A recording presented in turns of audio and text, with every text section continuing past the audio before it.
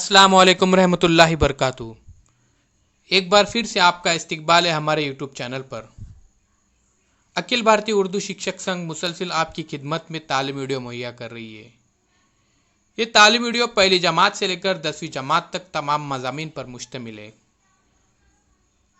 अब तक अखिल भारतीय उर्दू शिक्षक संघ की तरफ से 400 वीडियो पूरे हो चुके हैं और तुलबा और तालिबात इसे काफ़ी पसंद भी कर रहे हैं।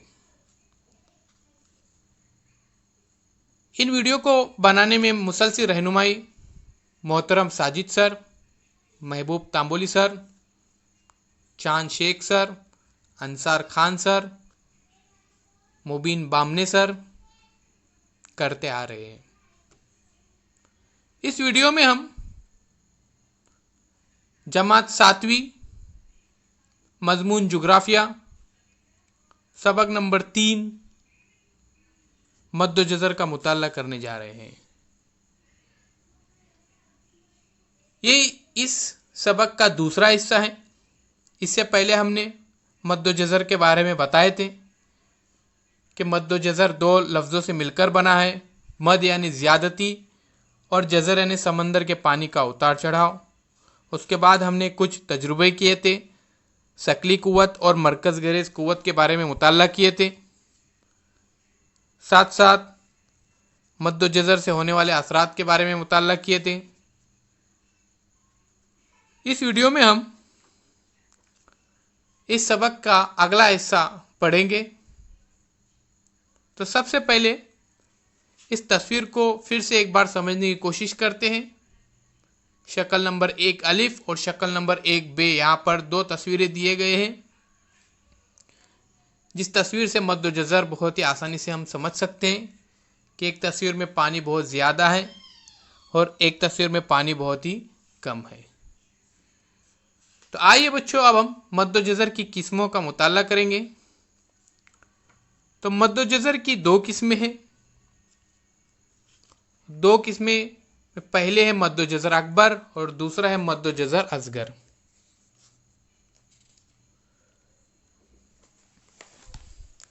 जिस तरह से रोज़ाना मद का वक्त बदलता है, उसी तरह से मद की वसअत भी कमी ज़्यादती होती रहती है। आमतौर पर अमावस और पूनम की मद सबसे ज़्यादा वसी होता है, जबकि दिन में यह हमेशा के मुकाबले में कम वसी होता है। इस मद्दो जज़र को बिलतरतीब मद्दो जज़र अकबर और मद्दो जज़र असगर कहते हैं। तो सबसे पहले हम मद्दो जज़र अकबर का मुताला करेंगे। चांद और सूरज की मद पैदा करने वाली कुव्वत अमावस और पूनम के दिन एक ही सिमत में अमल करती है, जिसकी वजह से शकली कुव्वत में इजाफा होता जाता है। इसके नतीजे में मद की वसअत रोज़ाना से ज़्यादा होती है। इसे मद्दो जज़र अकबर कहते हैं। शक्ल नंबर 3.7 देखिए। मद के मकाम पर चांद और सूरज की जानिब पानी के खींच जाने से पानी में उभार पैदा होता है, जिसकी वजह से जज़र के मुकाम पर पानी समंदर में बहुत दूर तक पीछे हट जाता है। इसे ही मद्दो जज़र अकबर कहते हैं। प्यारे बच्चों, एक बार फिर से इसको समझने की कोशिश कीजिए। मद्दो जज़र के अकबर की तारीफ इस तरह से है। चांद और सूरज की मद पैदा करने वाली कुव्वत अमावस और पूनम के दिन एक ही सिमत में अमल करती है, जिसकी वजह से शकली कुव्वत में इजाफा हो जाता है। इसके नतीजे में मद की वसअत रोज़ाना से ज़्यादा होती है। इसे मद्दो जज़र अकबर कहते हैं। आइए इसके बाद हम मद्दो जज़र असगर का मुताला करेंगे, लेकिन उससे पहले अहम और ज़रूरी बात यह है कि ये तमाम तारीफ़ें आपको अपनी बयाज़ों में नोट डाउन करना है, लिखना है और उसे याद करना है। तो आइए बच्चों, अब हम मद्दो जज़र असगर का मुताला करेंगे। चांद ज़मीन के गिर्द गर्दिश करते हुए एक महीने में 2 बार ज़मीन और सूरज से ज़ाविया कायमा की हालत में आ जाता है। यह हालत हर महीने में पहली तरबी और दूसरी तरबी को होती है। इन दोनों वक्तों में चांद और सूरज की मद्दो जज़र पैदा करने वाली महर्रिक कुव्वतें ज़ाविया कायमा पर एक दूसरे के मुखालिफ सिमतों में काम करती हैं। जिस मकाम पर सूरज की वजह से मद पैदा होता है, उस मकाम पर चांद की वजह से जज़र पैदा होता है। शक्ल नंबर 3.8 का मुताला कीजिए।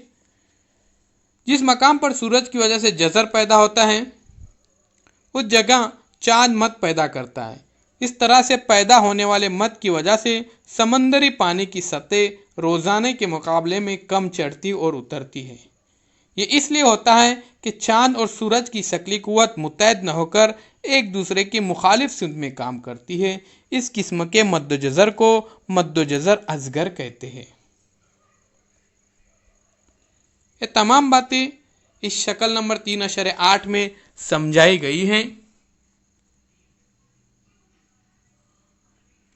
यहाँ पे देखिए, जिस मकाम पर सूरज की वजह से जज़र पैदा होता है उस जगह चांद मद पैदा करता है। इस तरह से पैदा होने वाले मद की वजह से समंदरी पानी की सतह रोजाने के मुकाबले में कम चढ़ती और कम उतरती है। आइए इसके बाद हम मद्दो जज़री तफावत देखते हैं। मद्दो जज़र के दौरान समंदरी पानी की सतह की बुलंदी के फ़र्क को मद्दो जज़री तफावत कहते हैं। खुले समंदर में यह तफावत सिर्फ 30 सेंटीमीटर तक ही होता है, जबकि साहिली इलाकों में यह तफावत बढ़ जाता है। जजीरा नुमा भारत के साहिली इलाकों में यह तफावत तकरीबन 100 से 150 सेंटीमीटर तक हो सकता है। दुनिया में सबसे ज़्यादा मद्दो जज़री तफावत बहरे फंडी शुमाली अमेरिका के शुमाल में दर्ज किया जाता है। यह तकरीबन 1600 सेंटीमीटर होता है। आइए इसके बाद हम देखेंगे मद्दो जज़र के असरात। तो मद्दो जज़र के असरात मछलियों पर किस तरह से होते हैं, कचड़ा, जहाज, नमक, दरख्त, इन सब का हम मुताला करेंगे। तो चलिए चलते हैं। सबसे पहले मछलियाँ मद की वजह से या मद की मौजों की वजह से मछलियाँ खाड़ियों में आ जाती हैं। ये माहीगिरों के लिए बड़ा फ़ायदेमंद होता है। यानी जैसे मद पैदा होता है, यानी ज़्यादती होती मद की, तो उसके साथ पानी के साथ मछलियाँ भी आती हैं, जिसकी वजह से माहीगिरी उनको आसानी से पकड़ लेते हैं। उसके बाद मद्दो जज़र की वजह से साहिल पर जमा कचरा बह जाता है और साहिल समंदर साफ रहता है। बंदरगाहों में कीचड़ जमा होने नहीं पाता। मद के वक्त जहाज समंदर से बंदरगाहों के अंदरूनी हिस्सों तक आसानी से लाए जा सकते हैं, क्योंकि मद के साथ बहुत ही आसानी के साथ जहाज चलने में मदद होती है। मद के वक्त नमकसारों में खारा पानी जमा हो जाता है, जिससे नमक बनाया जाता है। मद्दो जज़र की मौजों से बिजली पैदा की जा सकती है। मद्दो जज़र के वक्त का सही ख्याल न रखने की वजह से समंदर में तैरने के लिए जाने वाले अफराद हादसे का शिकार हो सकते हैं। जैसे कोकन के अंदर 2 साल पहले एक वाकया पेश आया था मुरुड के अंदर। वहाँ पे मद्दो जज़र का अंदाज़ा नहीं था, जिसकी वजह से कुछ कॉलेज के तलबा जो पूना से ट्रिप आई थी वो डूबकर मर गए थे। तो मद्दो जज़र की वजह से हादसे भी हो सकते हैं, इस बात का अंदाज़ा हमें होना चाहिए। तो कब मद्दो जज़र में फ़र्क होता है ये बात सबसे पहले पता कर लेनी चाहिए। उसके बाद मद्दो जज़र की वजह से साहिली इलाकों में चमरंग के जंगलात वजूद में आते हैं, जिसकी वजह से साहिली इलाकों में हयातियाती तनु नशोनुमा पाता है और उनका तहफ़्फ़ुज़ भी होता है। यहाँ पे देखो शक्ल में दिखाए गए हैं ये दरख्त, जिसे चमरंग के जंगलात कहा जाता है। आइए इसके बाद हम देखते हैं मद का वक्त रोज़ाना तब्दील होता है। मद्दो जज़र का अमल मुसलसिल जारी रहता है। मद की इंतहाई हद पर पहुंचने के बाद जज़र की इब्तिदा होती है। इस तरह जज़र की हद पूरी होने के बाद मद की इब्तिदा होती है। इस वजाहत में वक्त का जिक्र करते हुए इंतहाई वक्त को पेश नज़र रखा गया है। ये बात ज़हन नशीन रहे। इस शक्ल में देखिए, आसानी से समझ में आ जाए कि मद के वक्त में रोज़ाना तब्दीली क्यों होती है। इस शक्ल का बगौर मुशाहिदा कीजिए। मद्दो जज़र का अमल मुसलसिल जारी रहता है। मद की इंतहाई हद पर पहुंचने के बाद जज़र की इब्तिदा होती है। इस तरह जज़र की हद पूरी होने के बाद मद की इब्तिदा होती है। इस वजाहत में वक्त का जिक्र करते हुए इंतहाई वक्त को पेश नज़र रखा गया है।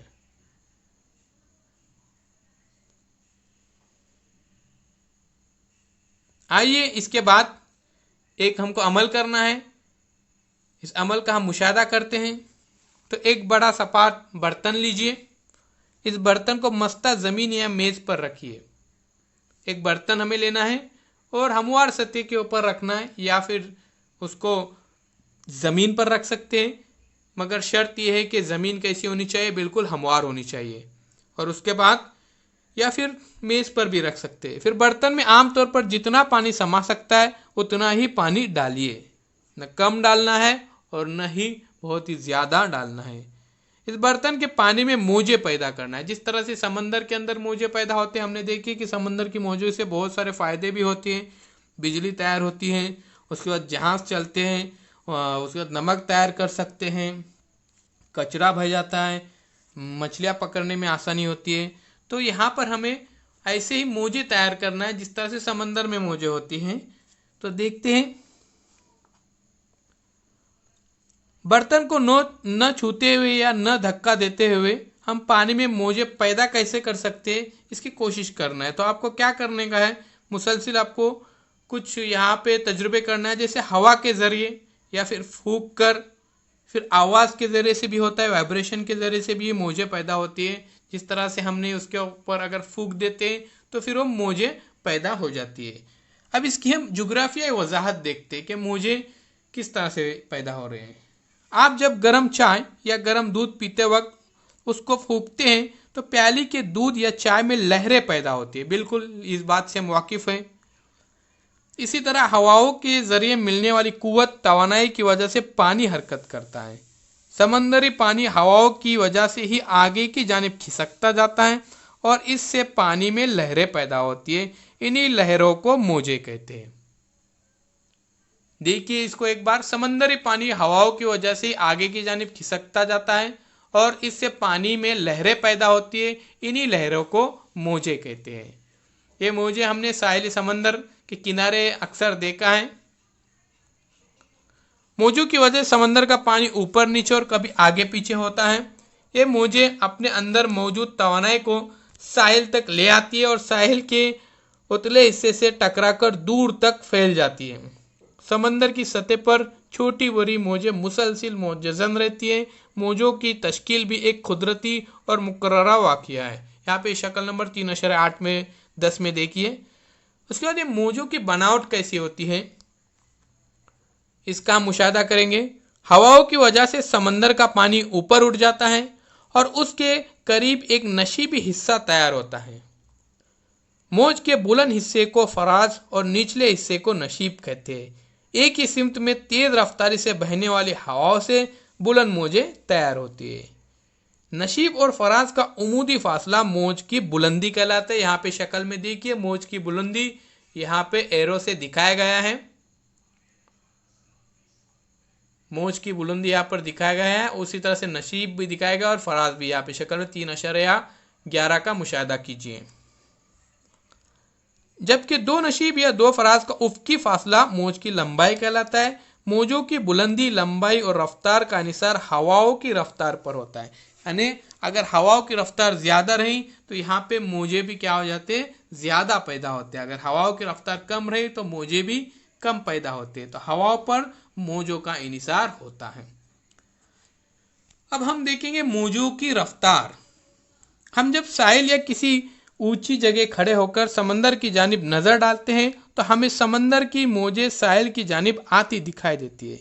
साहिल यानी किनारा, तो किनारे की तरफ ये मौजें आती है। तो ऐसा क्यों होता है, तो देखते हैं। तैरने वाली कोई शय अगर दूर समंदर में फेंक दी जाए तो उसे मौजों के साथ वहीं पर ऊपर नीचे हरकत करती हुई दिखाई देती है, वह साहिल तक नहीं आती। इससे ये जाहिर होता है कि मौजों का पानी आगे नहीं आता। इस बात को जहन नशीन रखिए कि यह मौजों का पानी नहीं बहता, बल्कि पानी में पैदा होने वाली तवानाई की तरसील होती है। मौजों के पैदा होने का खास सबब हवाएं हैं, लेकिन कभी कभी समंदरी फर्श के नीचे होने वाले जलजले और समंदरी फर्श पर पड़ने वाले आतिशफिशा की वजह से भी समंदरी में मौजें पैदा होती है। एक बार फिर से देखिए मौजों की रफ्तार। जब हम साहिल या किसी ऊंची जगह खड़े होकर समंदर की जानिब नजर डालते हैं तो हमें समंदर की मौजें साहिल की जानिब आती दिखाई देती है। इसके बाद अहम और जरूरी पॉइंट है यहाँ पर सुनामी। जो मौजें निहायत ही तबाहकुन होती है, उनकी वजह से बड़े पैमाने पर जानी और माली नुकसान होता है। इन तबाहकुन मौजों को सुनामी कहते हैं। ये डेफिनेशन बिल्कुल आपको याद करने की है। जो मौजें निहायत ही तबाहकुन होती हैं और उनकी वजह से बड़े पैमाने पर जानी और माली नुकसान होता है, इन तबाहकुन मौजों को सुनामी कहते हैं। यहाँ पे शक्ल में देखिए, तस्वीर में यहाँ पे नजर आ रहा है कि मौजें बहुत ही ज्यादा ऊंची उठ चुकी है, जिसकी वजह से अतराफ के जो किनारे हैं, बंदरगाहें, इमारतें, ये तबाह और बर्बाद हो जाती हैं। तो सुनामी ये आती कैसे, इसका हम मुशाहिदा करेंगे। मौजों के पैदा होने का खास सबब हवा है, लेकिन कभी कभी समंदरी फर्श के नीचे होने वाले जलजले और समंदरी फर्श पर फटने वाले आतिशफिशा की वजह से भी समंदर में मौजें पैदा होती है। ऐसी मौजों की बुलंदी उतले साहिली इलाकों में बहुत ज़्यादा होती है। ये मौजें निहायत ही तबाहकुन होती है। इनकी वजह से बड़े पैमाने पर जानी और माली नुकसान होता है। इन तबाहकुन मौजों को सुनामी कहते हैं। तो ये समंदर के नीचे जलजले और समुद्री फर्श पर फटने वाले आतिशफिशा की वजह से ये सुनामी आती है।